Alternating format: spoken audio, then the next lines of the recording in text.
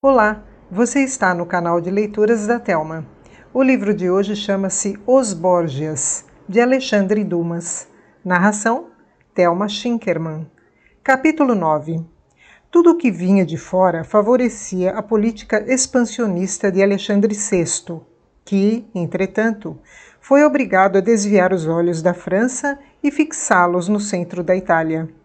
Em Florença havia um homem sem ducado, sem coroa, sem espada, cujo único poder repousava em sua genialidade, cuja única armadura era a pureza, e cuja única arma eram as palavras. E, ainda assim, aquele homem estava começando a se tornar mais perigoso para Alexandre VI do que todos os reis, duques e príncipes de todo o mundo.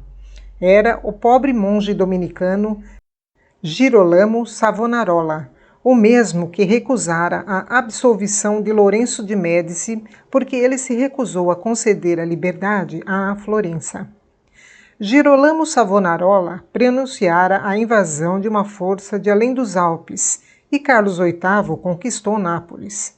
Girolamo Savonarola prenunciara a Carlos VIII que, como castigo por não ter cumprido a missão libertadora que Deus lhe confiara, seria cometido por um grande infortúnio, e Carlos VIII morreu logo depois. Por fim, como o homem que, caminhando pela cidade sagrada durante 8 dias, gritou, abre aspas, ai de Jerusalém, fecha aspas, e no 9º dia, abre aspas, ai de mim, fecha aspas, Savonarola prenunciara a sua própria queda. Não obstante, incapaz de recuar diante de qualquer perigo, o reformador florentino continuou determinado a se opor àquela abominação colossal que estava sentada no trono sagrado de São Pedro. A cada orgia, a cada novo crime cometido descaradamente à luz do dia ou vergonhosamente encoberto sob o céu da noite, ele expunha para o povo, denunciando-os como fruto da luxúria e da ambição do Papa. O novo amor de Alexandre VI pela bela Giulia Farnese, que no mês de abril acrescentara outro filho à família do Papa, havia sido objeto de suas duras críticas, e ele amaldiçoara o assassinato do Duque de Gandia, aquele fratricídio nascido da lascívia e nos ciúmes. Por fim, havia prenunciado aos florentinos, excluídos da liga que então se formava, o que o futuro lhes reservava quando os Borgias, senhores dos pequenos principados, a derrotassem nos ducados e nas repúblicas. Savonarola era, portanto, um inimigo ao mesmo tempo temporal e espiritual do Papa, e sua voz inoportuna e ameaçadora devia ser silenciada a qualquer custo. Por maior que fosse o poder do Papa, contudo, realizar um projeto como esse não era uma tarefa fácil. Savonarola, que pregava os austeros princípios da liberdade, conseguira unir à sua causa, mesmo no meio da rica e carnal Florença, um partido considerável, denominado Piagnoni, ou penitentes. Era composto por cidadãos que, desejando uma reforma na Igreja e no Estado, acusavam os Médici de terem escravizado a pátria e os Borgias de terem perturbado a fé. Eles exigiam duas coisas: que a República voltasse aos seus princípios democráticos e que a religião retornasse à sua simplicidade primitiva.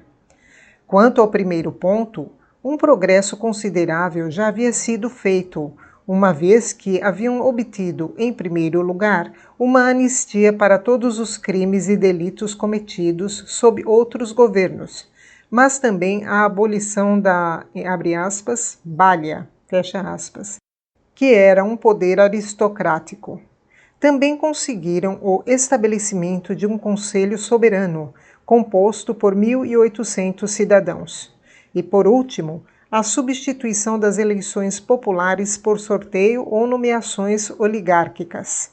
Essas mudanças foram realizadas a despeito de duas outras facções, a dos arrabbiati, ou furiosos, que, compostas pelos jovens mais ricos e nobres das famílias patrícias florentinas, desejava um governo oligárquico, e a dos Big, ou cinzentos, assim chamados porque sempre faziam suas reuniões nas sombras, que desejavam o retorno dos Médici.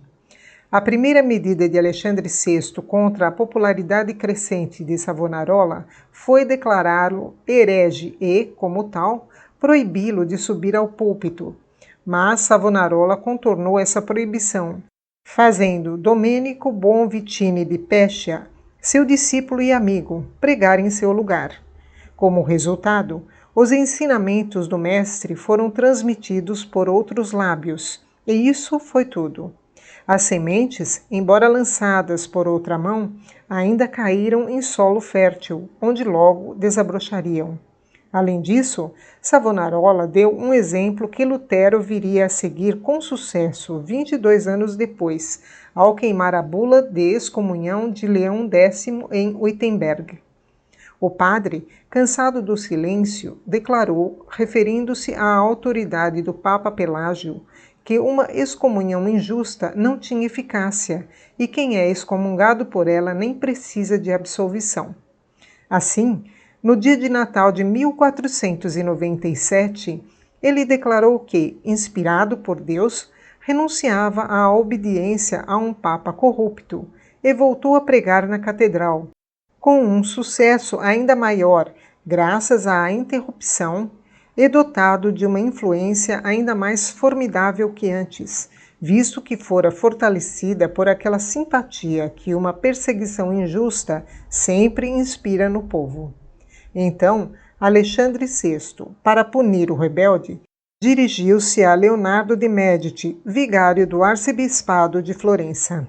Este, obedecendo às ordens que recebeu de Roma, emitiu o mandado para proibir os fiéis de comparecer aos sermões de Savonarola. De acordo com o mandado, qualquer um que comparecesse aos sermões do monge excomungado não teria mais direito à comunhão e à confissão. Além disso, quando morressem, seus corpos seriam arrastados pela cidade em uma esteira e permaneceriam insepultos, contaminados como estariam pela heresia, uma consequência de uma relação espiritual com um herege. No início do ano de 1498, Savonarola apelou contra o mandado de seu superior tanto para o povo quanto para a senhoria, e os dois juntos ordenaram ao vigário episcopal que deixasse Florença dentro de 2 horas. A expulsão de Leonardo de Médici foi um novo tributo para Savonarola, que, desejando se valer de sua crescente influência para aprimorar os costumes morais de seus fiéis, resolveu transformar o último dia de carnaval, até então entregue aos prazeres mundanos, em um dia de sacrifício religioso.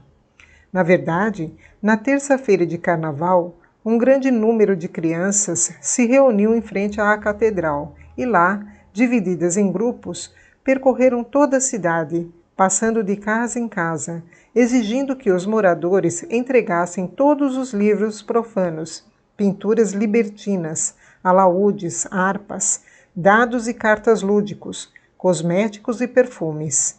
Em suma, todas as centenas de produtos de uma sociedade e civilização corruptas, com a ajuda das quais Satanás às vezes sai vitorioso em suas guerras contra Deus. Os habitantes de Florença obedeceram e dirigiram-se à Piazza del Duomo, munidos dessas obras de perdição, que logo se amontoaram em uma enorme pilha, na qual os jovens reformadores atearam fogo, entoando hinos e salmos religiosos. Nessa pilha foram queimados muitos livros de Boccaccio e de Morgante Maggiore, e as pinturas de Fra Bartolomeu, que naquele dia em diante renunciou à pintura mundana, dedicando seu pincel inteiramente à reprodução de cenas religiosas. Uma reforma como essa era aterrorizante para Alexandre VI, que decidiu lutar contra Savonarola com suas próprias armas, ou seja, pela força da eloquência. Para enfrentar o dominicano, ele escolheu um pregador de grande talento, Fra Francesco de Apulia, e o mandou para Florença, onde começou a pregar na igreja de Santa Croce, acusando Savonarola de heresia e sacrilégio. Entre mentes, O Papa, com um novo mandado, anunciou à senhoria que, se não proibissem o herege de pregar, todos os bens dos mercadores florentinos que viviam no território papal seriam confiscados e a república seria interditada e declarada inimiga espiritual e temporal da Igreja. A senhoria, abandonada pela França e ciente de que o poder material de Roma crescia de uma forma assustadora, se viu forçada a ceder e ordenou a Savonarola que parasse de pregar. Ele obedeceu e despediu-se de sua congregação com um sermão repleto de força e eloquência. Mas o silêncio de Savonarola, em vez de acalmar a agitação popular, a aumentara. Por toda parte falava-se sobre suas profecias sendo concretizadas, e alguns dos mais fanáticos, mais exaltados do que seu mestre, acrescentaram um milagre à inspiração e declararam que Savonarola se oferecera para descer com seu rival aos túmulos da catedral e ali trazer um morto de volta à vida, como prova de que sua doutrina era verdadeira. Se não conseguisse realizar tal feito, e se o rival tivesse realizado tal milagre, ele prometera que se declararia derrotado. Esses boatos chegaram aos ouvidos de Fra Francesco, e como ele era um homem de sangue quente, disposto a sacrificar a própria vida pelo êxito de sua causa, declarou com toda a humildade que se sentia demasiado pecador para que Deus operasse um milagre em seu favor. Porém, propôs outro desafio. Tentaria passar pelo Calvário de Fogo ao lado de Savonarola.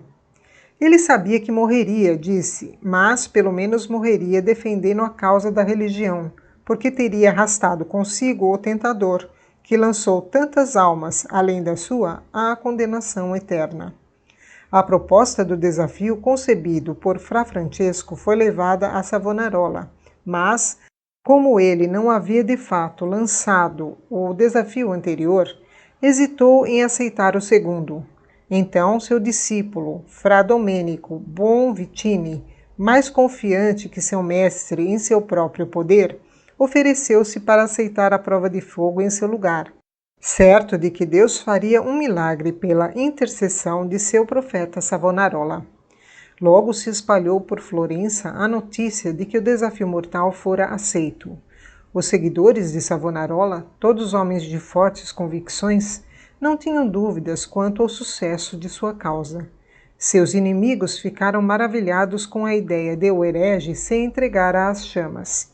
Os indiferentes viram na provocação um espetáculo de um interesse terrível e real. A devoção de Fra Bonvitini, contudo, não satisfez as vontades de Fra Francesco. Ele certamente estava disposto a enfrentar uma morte terrível, mas apenas com a condição de que Savonarola morresse com ele. Que diferença fazia para ele a morte de um discípulo desconhecido como Fra Bonvitini? Era o mestre que ele almejava atingir. Savonarola era o líder da doutrina que ele queria arrastar para sua própria ruína.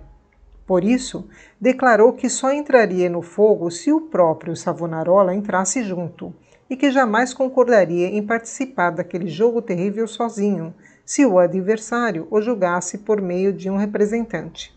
Então aconteceu algo totalmente inesperado. No lugar de Fra Francesco, que só aceitaria competir com Savonarola, 2 monges franciscanos se apresentaram dispostos a enfrentar o discípulo. Eram Fra Nicolás de Pili e Fra Andrea Rondinelli.